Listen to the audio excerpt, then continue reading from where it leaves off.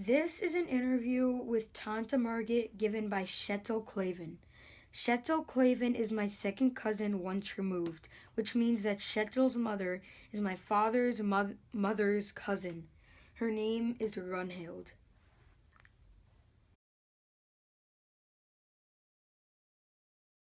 Now outside Margit's home, just close to the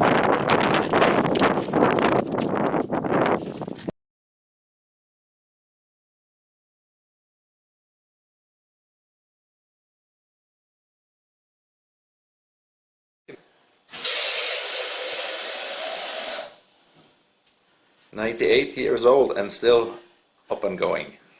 Favorittfagene dine på skolen? Hva likte du best på skolen?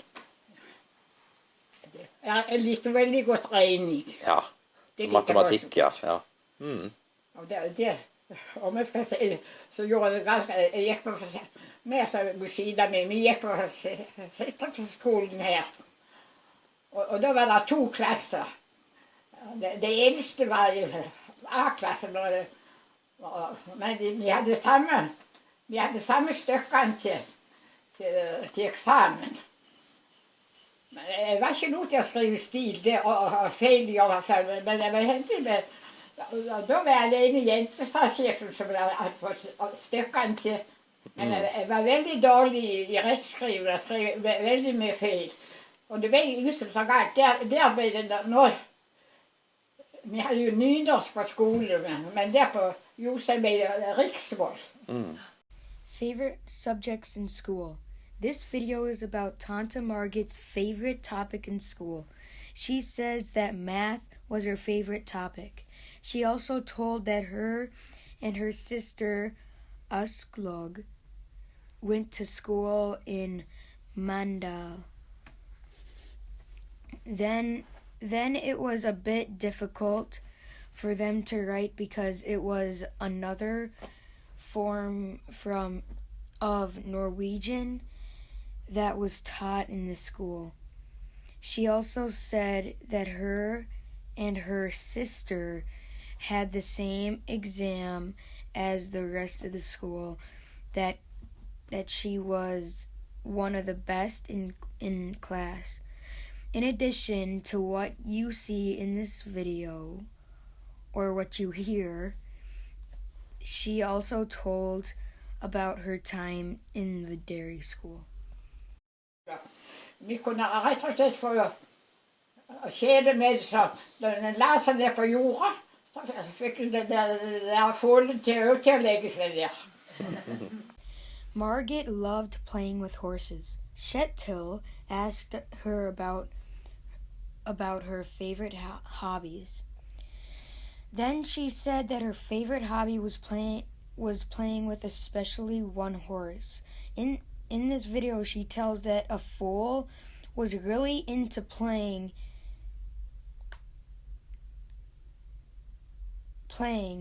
and if she laid down on the ground, it would do the same. In addition to what's in this video, she also told that they had a horse carousel. The horse didn't like to walk around and around, and thus it was ridden by a kid. Tante Margit did a lot. One time she was riding the horse, another horse came by, and the 2 horses ran faster and faster in circles, but it all went well after a while. In addition to playing with horses, she liked playing ball. They played a game that was pretty close to baseball. Husker du av dine besteforeldre? Jeg kan ingenting huske det. Okay. Det var det før jeg var født. Okay. Grandparents. This video is about her grandparents. She tells that she never knew them because they were all dead before she was born.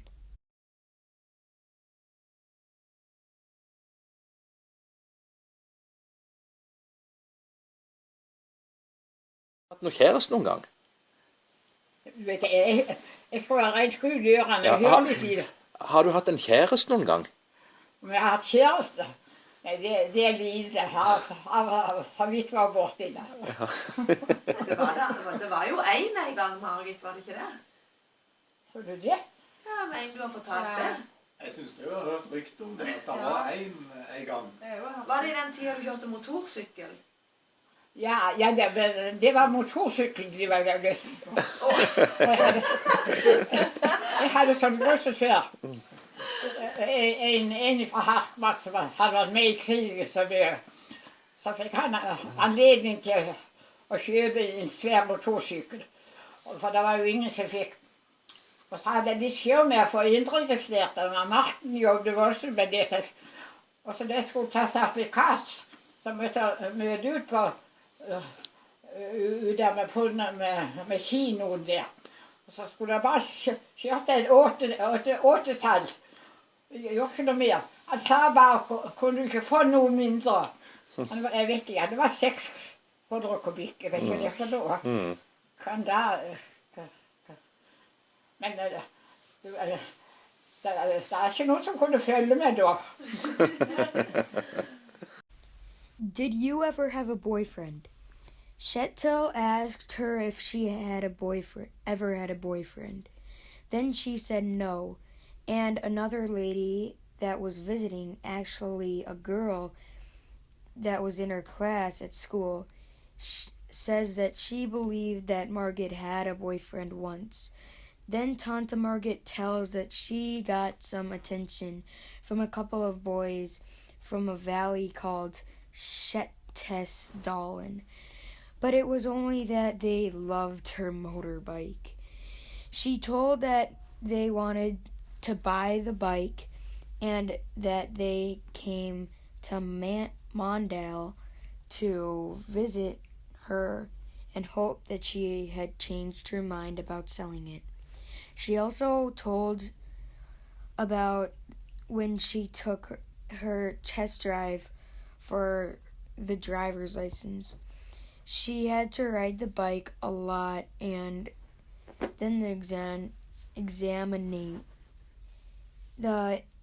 examinator said that she had passed, but that she ought to get a smaller bike.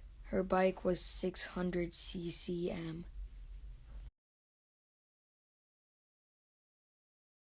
Flokken. Etter Trygve så var det jo med, og så var det Aslo, hun var yngst.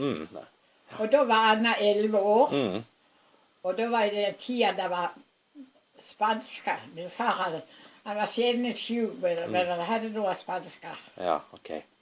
Han var veldig frisk bestandig. Det var egentlig han ble syk, han hadde vidt arbeid var så svett, så hadde han lagt seg på jorda. Og så var det frøsen i jorda. Og da ble han noe syk, altså. Helse var han alle. Han hadde vært så god helse. Min mor hadde mer dårlig helse. About Aslog. This video is about Tante Aslog. Tante Margit didn't tell much about Aslog, but she said that Aslog was the youngest of her siblings. She was born 11 and a half years after Anna, her oldest sister. So her parents had 7 children in a bit more than 11 years. When Aslog was born, her father had a Spanish influenza. He was almost never ill, but her mother didn't have too good of health. She remembered only one time that she had experienced that her dad was ill. He had been exhausted after work and laid down on the ground to rest a bit, and it was freezing cold out. Then he got sick.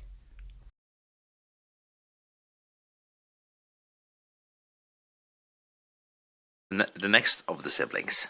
Nå kan du snakke om Gudrun. Ja. Skal jeg preke om Gudrun nå? Ja, takk. Gudrun var jo noen år eldre enn meg. Anna var jo akkurat 10 år eldre enn meg. Vi er nok så nærme alle sammen. Gudrun gikk på handelsskolen, kan jeg minnes, i Kristiansand. Ja. Og så fikk hun huspost i Søgn, ikke huspost, hun sto på forretning, bakerforretning på Lunde. Og så var det at det var noe hybel der som overnattet i samme bygget. Og der tror jeg var litt redd, så. Min far kjente ei som var på posthuset så godt, og spurte om ikke hun hadde et værelse også. Så hun ble der, og der likte hun seg så veldig godt. Men så gikk hun over til banken. Så sluttet hun på den, men så tror jeg ble tilbudt en jobb i banken. Og var der, tror jeg, 25 år minst. Og der stod enda blad med bilder og stykker i Fevennen og i Rad. Og der ble hun kjent med Arne og ble gift, ja. Ja. Han var vel på noenlunde samme alder, men litt eldre kanskje. About Gudrun. Gudrun was a few years older than Margaret. Annie was the oldest at exactly 10 years older than Gudrun, and they were pretty close in age to all of us. Margaret told in another interview that they were 7 siblings in just 11 years.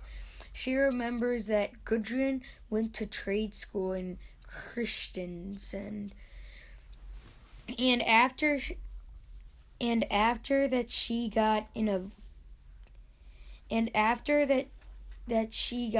a job in a bakery store in Sogndal, and with the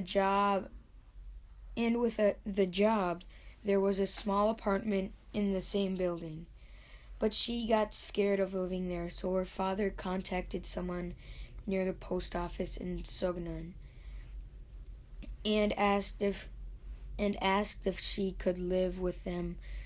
So she moved into a room in their home, and she enjoyed very much living there. Later, she changed jobs and started working in a local bank. And she worked there for more than 25 years. When she retired, there was an article in the local newspaper about her. In the bank, she got to know Arna, her husband. They were about the same age. Nice. About Anna. Tante Arna was Margit's older sister. She was married and had no children. She lived in Kristiansand when my dad met her. Anna would knit beautiful sweaters and send them to America. She once made a beautiful set of sweaters as a wedding present for my dad's parents. My grandparents, Arnold and Elaine, my mom and dad wore them for their wedding weekend in 2000. In Colorado, Tante Margit and 3 other Norwegian Tante Margit and 3 other Norwegian relatives made a long trip there. Tante Margit participated in the service by saying the Lord's Prayer in Norwegian. Yes, Kirsten and Runghild and Tor came to the wedding too with Tante Margit. And it was really fun to have them there. They all wore their bunads.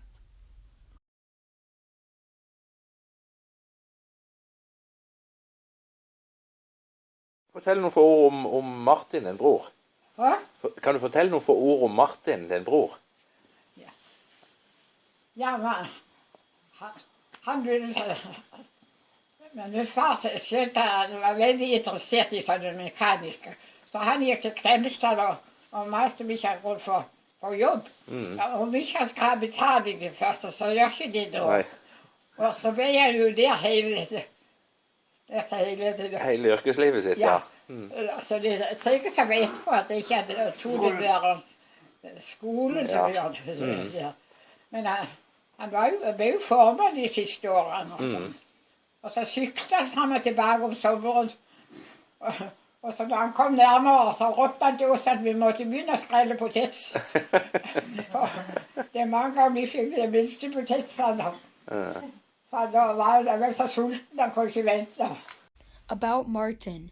This part is about Margaret's brother Martin. She tells about her father.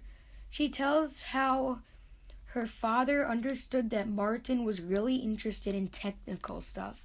So he told Martin to Klemstall.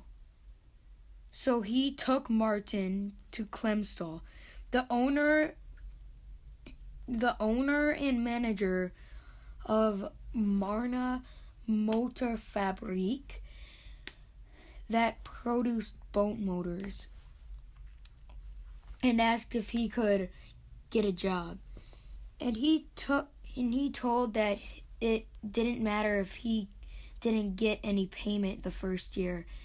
Then he was working there for his entire work life. He regretted not going to technical college, but he made it to foreman for the last years. In the summertime, he rode his bike back and forth to work 10 miles or 18 kilometers. 10 miles, 18 kilometers. And when he got close to home, he shouted and asked them to put on the potatoes. He was so hungry, he could not wait. Additional information: Martin was 14 years when he started working at Marna Motorfabrik, and he worked there until his 60s.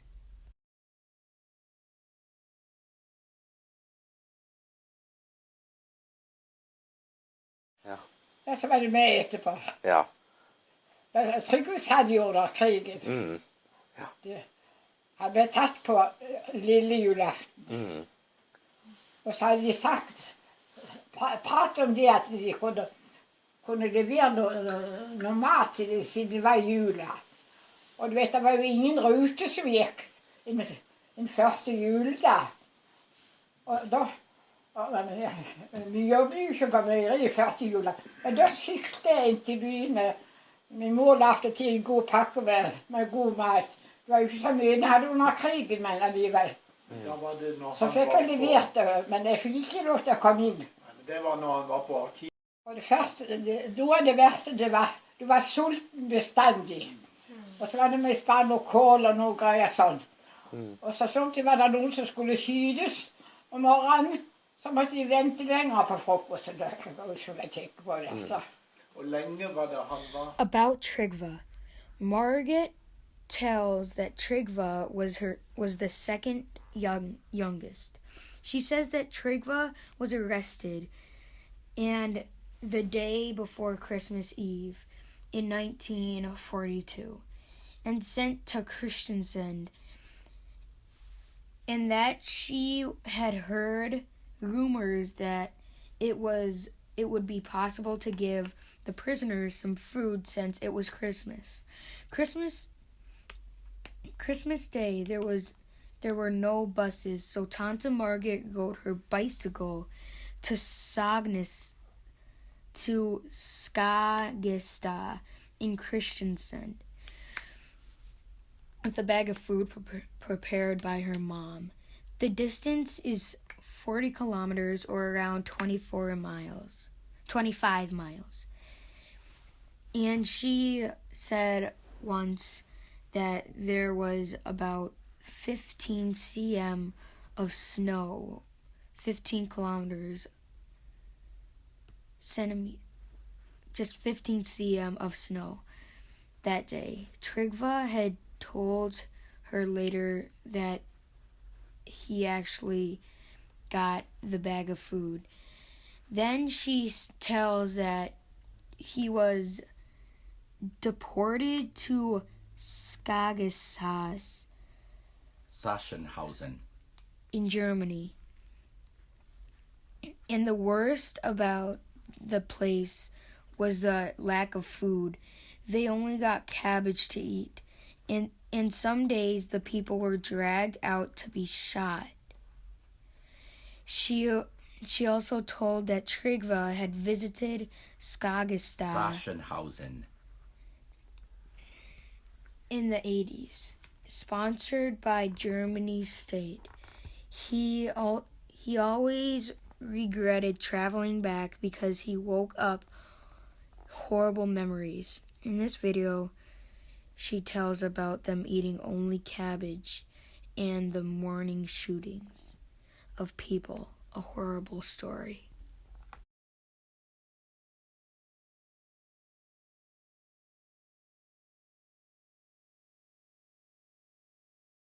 Of the siblings? Ja, han heter bare Christian. Han har ikke to navn, han.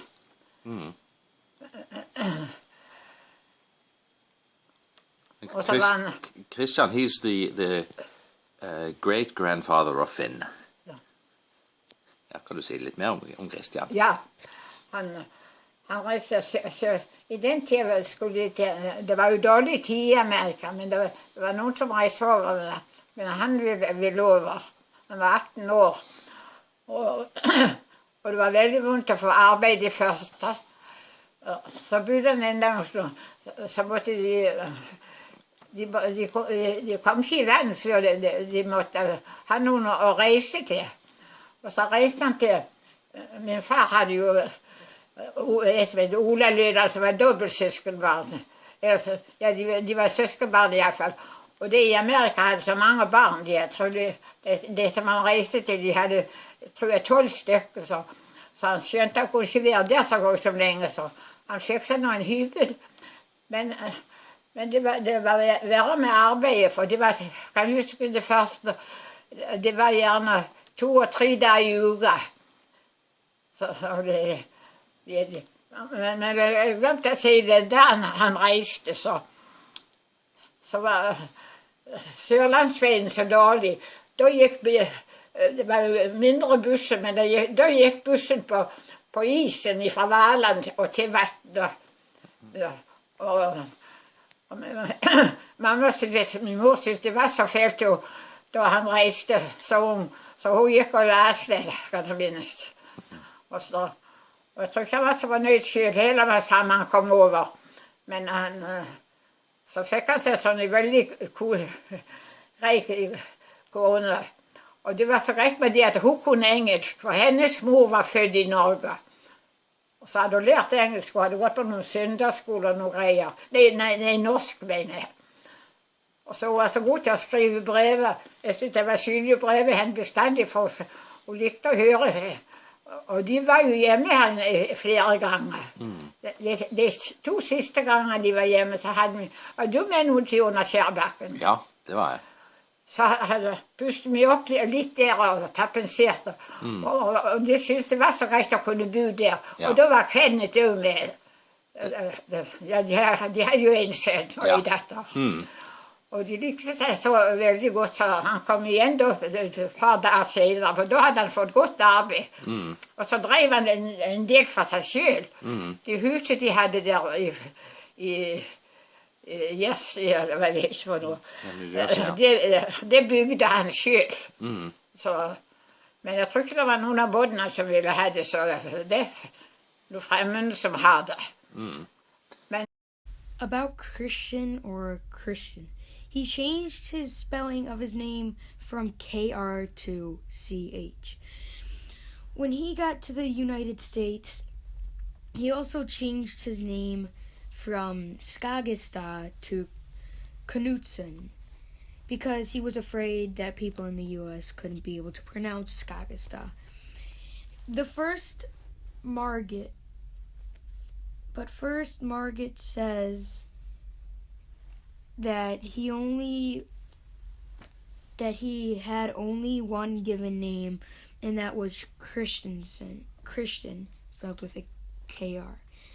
Then Margit tells that the poor times in America at the time, it was poor times in America at the time Christian left.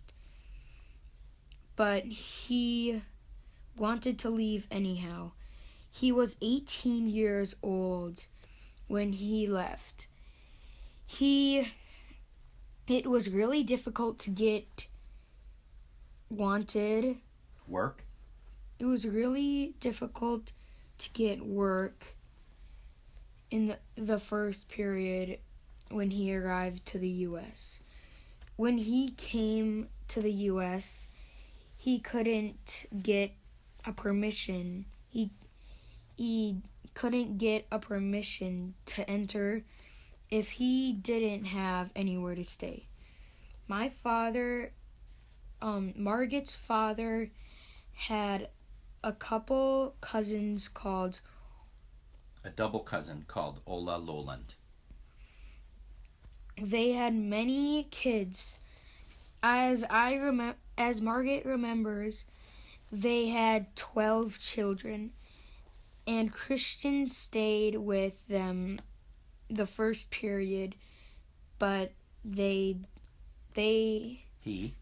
he understood that he couldn't stay there too long. He bought himself a small apartment, but getting work was not easy. He could get work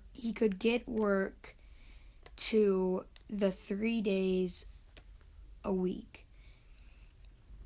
When he left, the roads were very bad, so the bus drove on the ice over the lake from Valand to Vatten.